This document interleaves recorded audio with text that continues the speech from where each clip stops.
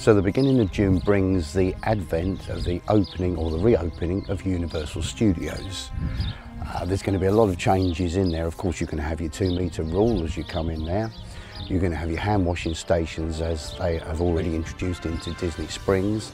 You're going to have throwaway menus. So when you get your menu from your restaurant, instead of having one of these plasticky covered ones, you're going to have a throwaway paper one.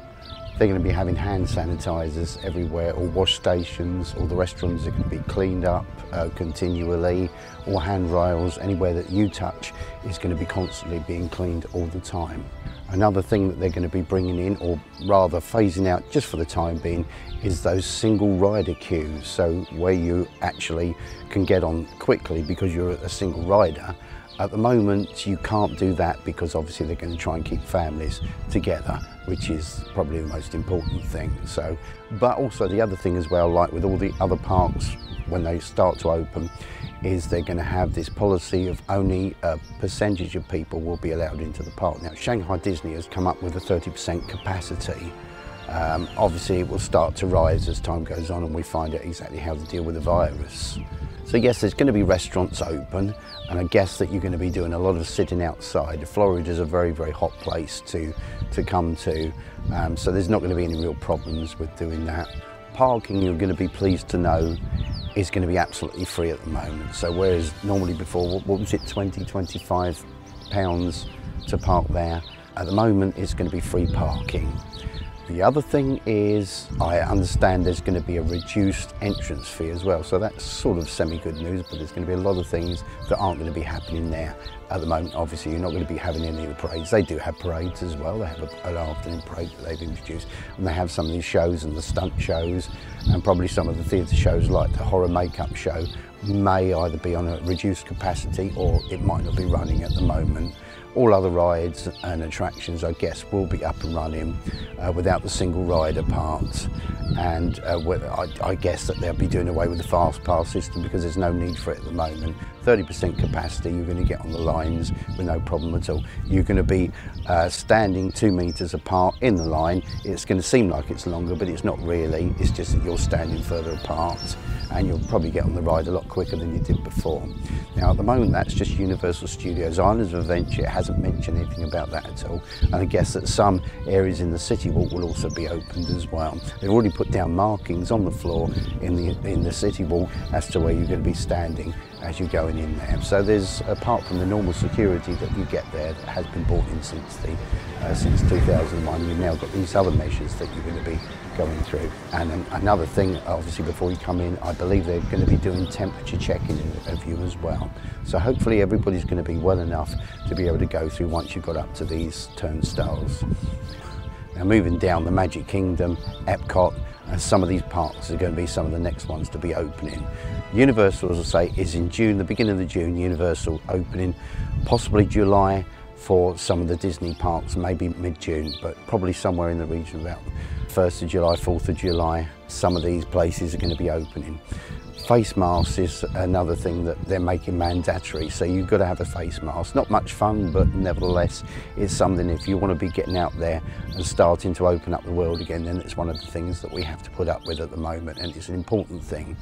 Although a lot of people say that it doesn't bring a lot of protection, the face mask, I think what it is for the person that's actually wearing it is giving more protection to the non-wearers. So if everybody's wearing it, what happens if you cough, you sneeze, you talk, anything like that, well, it won't. It'll be contained in your face mask, as will everybody else's as well. So it will be fine. But I think what they were saying initially is they don't cause a lot of protection, because if you're the only person that is wearing it, it won't necessarily protect you, but it will protect other people. But if everybody's doing the same as you, then you're all protecting each other. So that's basically the reason of the face mask.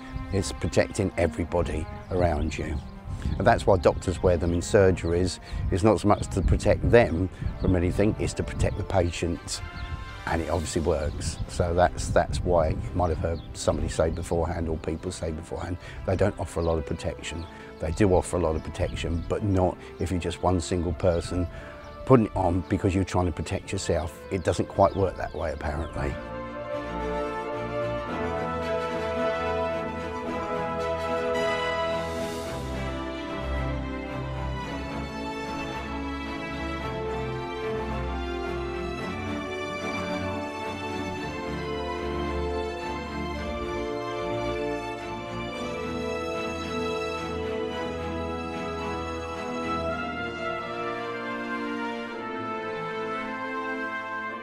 The Magic Kingdom will be another that will be opening very soon, as well as Epcot, and then all the other parks will be following suit as well. The Magic Kingdom everybody's watching very, very closely, as have the Disney company been watching Shanghai Disneyland very closely to see just exactly how they're doing and how well they're operating and how well everything is working with all the restrictions in place, which is needed at the moment. Once we get through this period, we'll be able to then move ahead to the next stages, whatever they will be.